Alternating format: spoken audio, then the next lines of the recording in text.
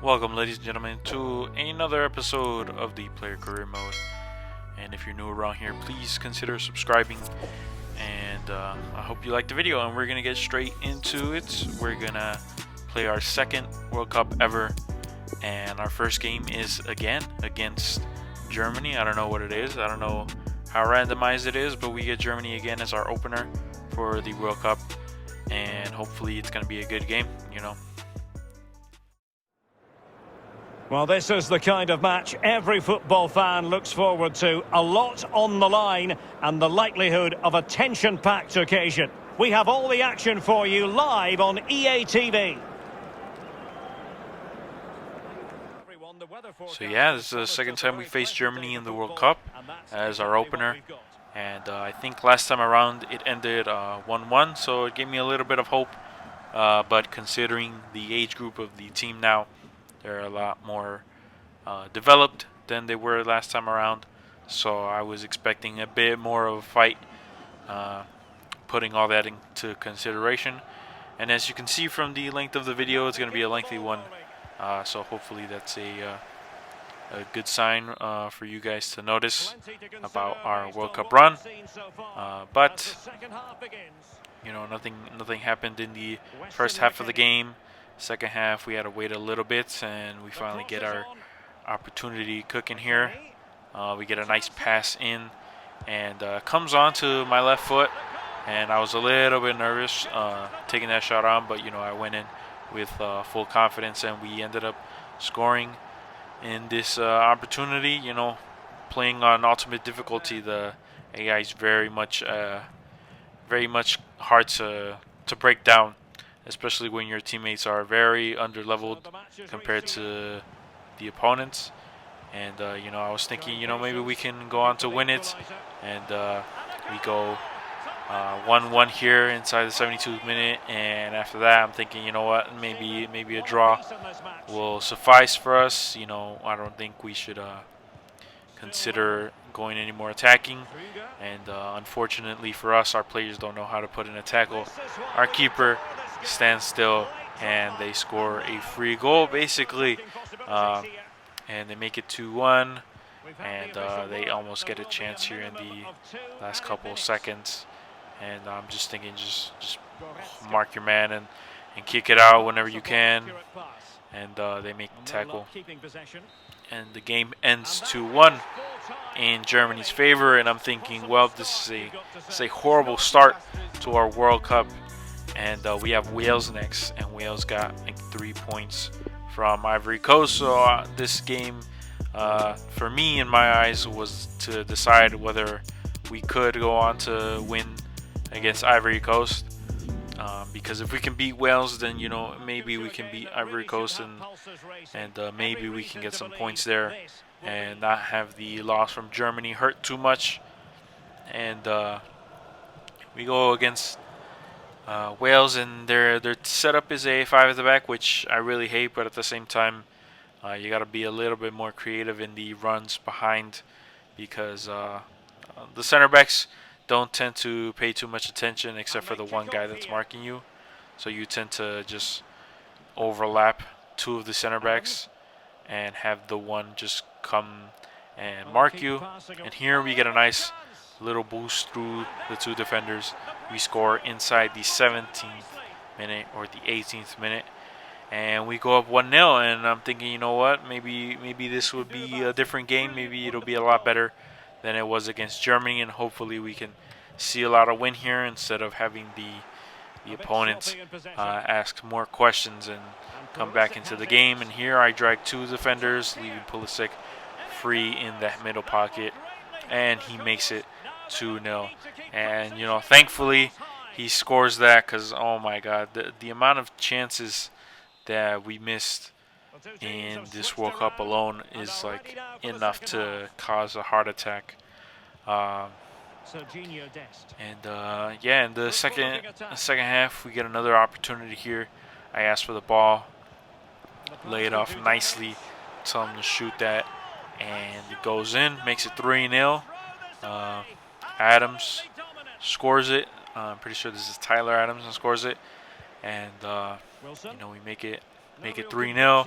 Wales here get the freest goal I've ever seen in my life. You know, it kind of reminds me of the Germany one, but thankfully that was all that they could muster up, and you know we get a nice chance here, but the cross isn't that great, and it ends 3-1, and we finally get 3 points on the board. So Wales and I have 3 points. Germany obviously go on to win against Ivory Coast and against Wales in the end. And now we have Ivory Coast, and I'm thinking, well, if Wales were able to beat them, surely we should be able to beat them, regardless of their system. And as you can see there, it's very tight. If we do end up losing against Ivory Coast, it can't be by a huge margin. And you know, getting the draw is the bare minimum to secure a spot, because that means we're guaranteed to go through as long as Germany beat Wales. And considering we had no trouble, we had not that much trouble against Wales, Germany, I have confidence that they would go on and beat them. And so the Ivory Coast game begins, and in the 28th minute, they get some like crazy air balls and proceed to punish us accordingly. Our players aren't that best in the air, and you know, they're not that best at tackling either, unfortunately for us. And Serge Aurier there makes it 2-0. And you know, I was thinking, how are we not scoring against Ivory Coast? Like, we beat Wales sort of comfortably, and we make a nice run here. We get one back, but it's in the 85th minute, 86th minute, and it's a little too late on making a comeback here. You know, the AI on ultimate difficulty likes to hold the ball a lot more, not allow for risky passes of any sort, which is kind of what we try to do a lot of the times, because I will ask for passes, some of them being risky, some of them not, you know, just to create something, because you know we can't just hold the ball and then play passing game and not do anything with it in the end. You know, we got to make risky plays, take shots, do some passes, some unorthodox options or whatever, just to make it through. And as you can see, the groups here: Spain make it through on top, the Dutch and Ecuador make it, England, Sweden make it through in their group, Italy and Brazil, that group seems to have been easy for them. France and Slovenia make it, Bulgaria unfortunately, and we surprisingly make it with a goal difference of 0. Portugal makes second, and Poland go first, and Argentina and Denmark make it through. And we're gonna get straight into the game against France. The game against France is going to be a heartbreaker, because this game, you know, I went into this game thinking this is going to be the end of our run, and as you can see on the timer, ladies and gentlemen, it wasn't. But we're going to get straight into it and see how it did go down. And as you can see there in the bracket, England, Brazil, Spain, Ecuador, Portugal, Denmark, the Dutch versus, I think that was Greece or Uruguay. Pretty sure, I don't remember. But regardless, the whole point here that we're here for is to see if we can beat World Cup champions. It's a tall task, very, very tall task. And we try to make some opportunities here inside the 7th minute. We get a corner, and we get to find out that Mbappe is already 27 years old at this point. And I'm thinking, that is insane. We get our first corner here. It doesn't amount to anything, and obviously if I show you guys stuff, something will happen. And we get a second chance from the corner once again, and we keep up with our man. We get a nice header, and we end up scoring, which is unheard of for me in my career. You know, I don't really tend to score that many headers, but to score a header against France is something to enjoy, to rejoice in, and unfortunately, our joy here doesn't last too long because France, at the first time of asking, get a goal here inside the 23rd, 24th minute, and we get another opportunity here in the 30-something minute, and we end up scoring to make it 2-1, 33rd minute, and I'm thinking, holy cow, how are we able to even go even with France here? You know, this is a crazy dream. Like if I could redo the group stages, I literally would not want to, because we get another opportunity here before halftime, and we seal the deal. We seal the deal, 3-1. A goal from Giovanni Reina. And you know, it's crazy. Like I don't expect us to win many games. We lost to Ivory Coast, we lost to Germany, and I get another opportunity here, and it goes wide. The chance to score a World Cup hat-trick haunts me now because of that missed opportunity. I should have put my laces through that. I should have done something different.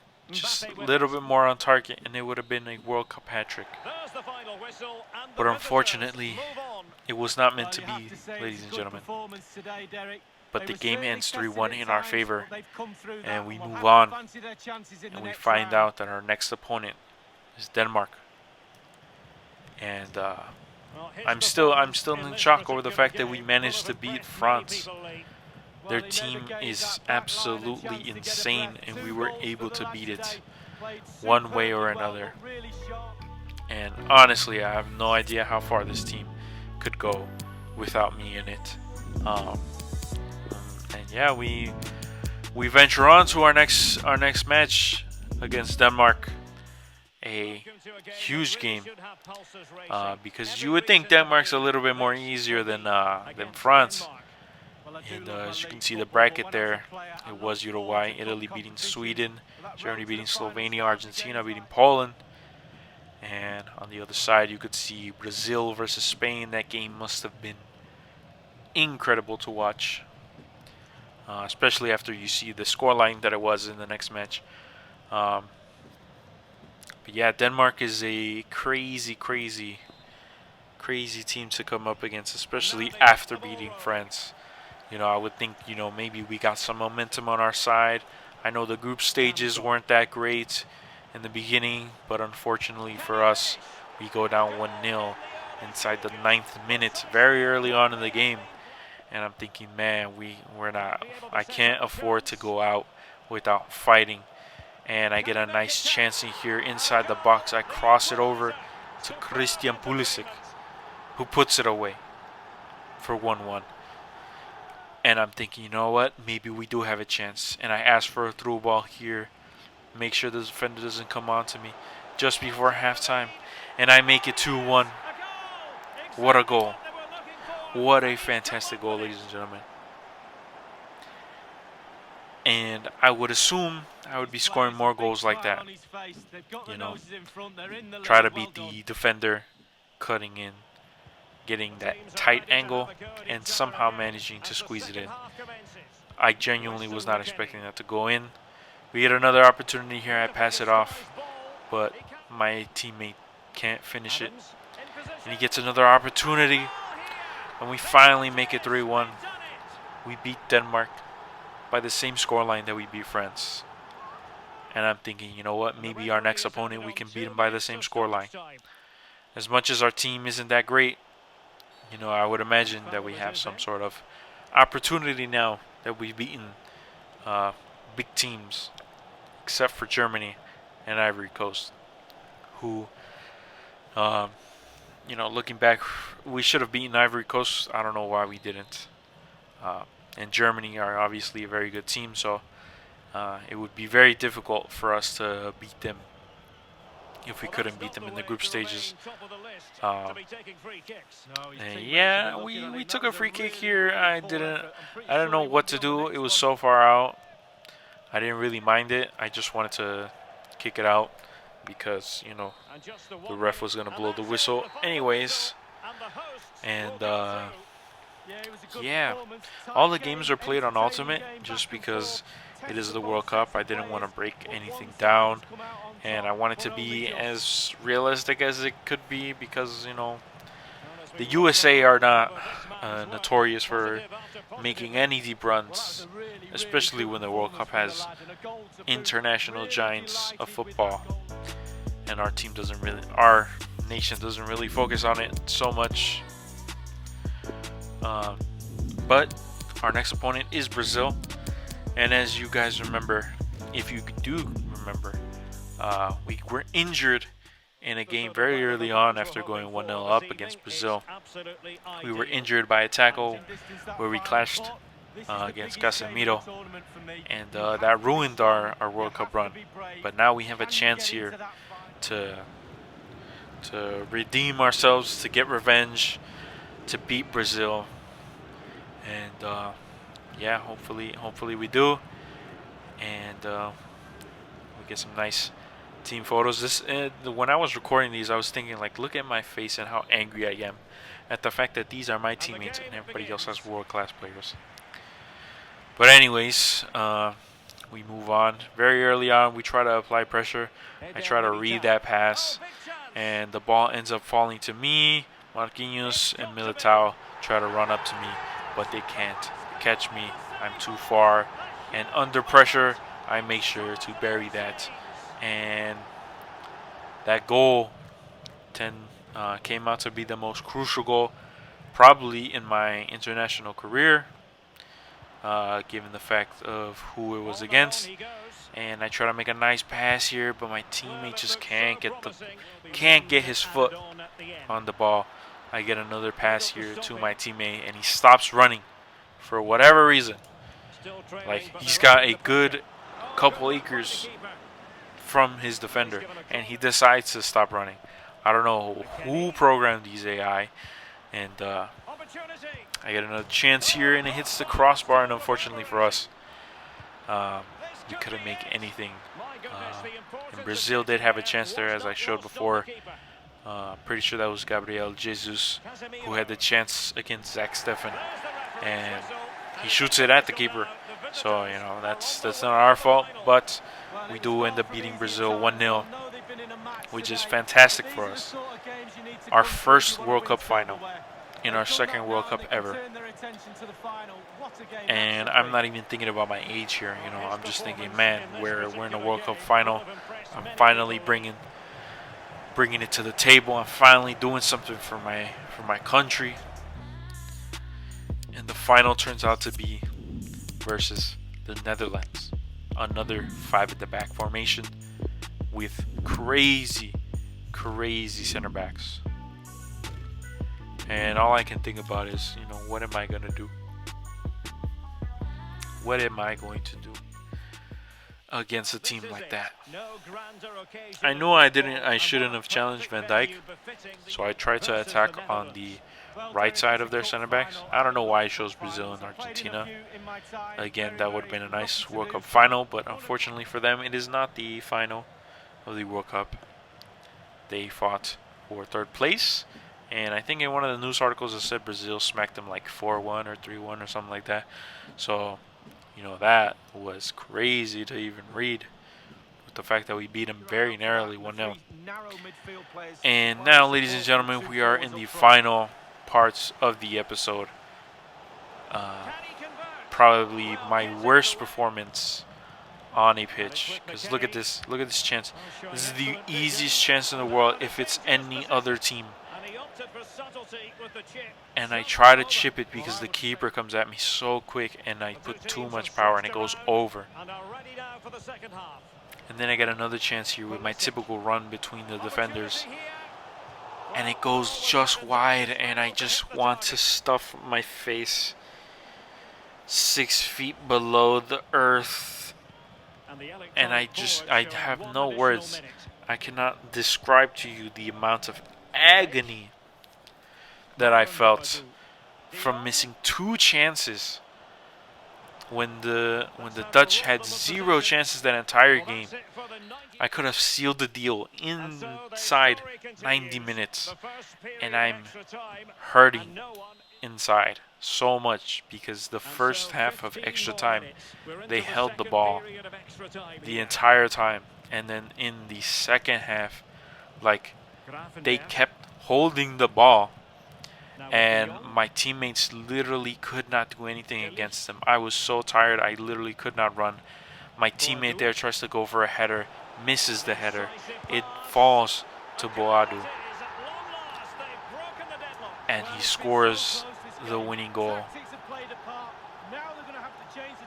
And I have no words that can describe the amount of sadness that ensues after seeing that.